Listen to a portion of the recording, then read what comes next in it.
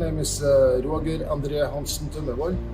I work as a property manager and manager for internal logistic here in Coop Norge, Trondheim.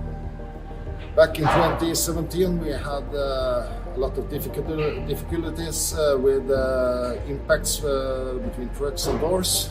We need some sensors who could eliminate these difficulties. I contacted my door supplier for a solution for the impact difficulties we had with the doors, and they recommended the new wide sensors. The situation have improved very much for us. The door and the wide scan behind me have now got 1.2 million cyclists without one impact.